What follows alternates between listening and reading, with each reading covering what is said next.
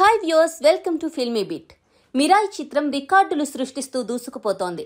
విడుదలైన 3 రోజుల్లోనే ఈ సినిమా 81.2 కోట్ల రూపాయల గ్రాస్ వసూలు చేయడం విశేషం.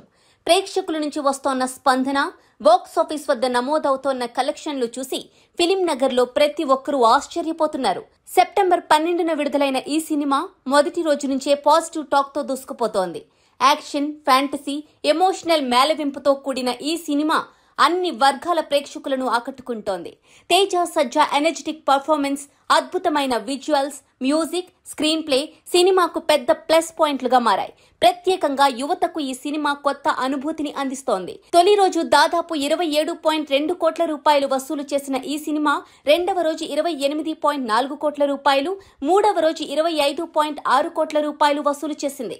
మొత్తంగా చూసుకుంటే 3 రోజులకు ప్రపంచ వ్యాప్తంగా 81.2 కోట్ల రూపాయలు వసూలు చేసి 100 కోట్ల రూపాయల దిశగా దూసుకుపోతోంది.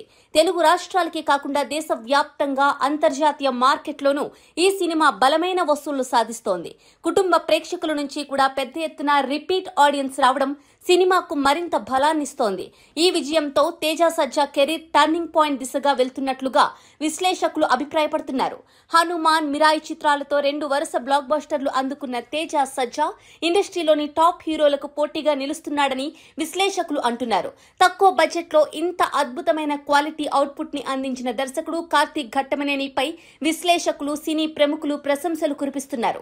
క్రియేటివ్ నరేషన్, విజువల్ ప్రెజెంటేషన్ తో ప్రేక్షకులను కట్టిపడేశారు కార్తీక్. ప్రత్యేకంగా సిజీజీ, యాక్షన్ సీక్వెన్స్లు హాలీవుడ్ స్థాయిలో ఉన్నాయని ఆడియన్స్ కామెంట్స్ చేస్తున్నారు. మిరాయి దూకుడు చూస్తుంటే రాబోయే రోజుల్లో మరింతగా దూసుకుపోయే అవకాశాలు కనిపిస్తున్నాయి. తొలి రోజు హిందీలో నిరాశపరిచిన ఈ చిత్రం రెండో రోజు నుంచి అద్భుతమైన కలెక్షన్లు సాధిస్తోంది. పైగా అక్కడ హక్కులు తీసుకున్న ధర్మ ప్రొడక్షన్ ఒక టికెట్ కొంటే ఇంకో టికెట్ ఫ్రీ ఆఫర్ ప్రకటించడంతో కలెక్షన్లు మరింత పెరిగే అవకాశాలు కనిపిస్తున్నాయి. ఈ విజయంతో తెలుగు సినిమా స్థాయి మరోసారి జాతీయ స్థాయిలో నిలిచిందని చెప్పొచ్చు.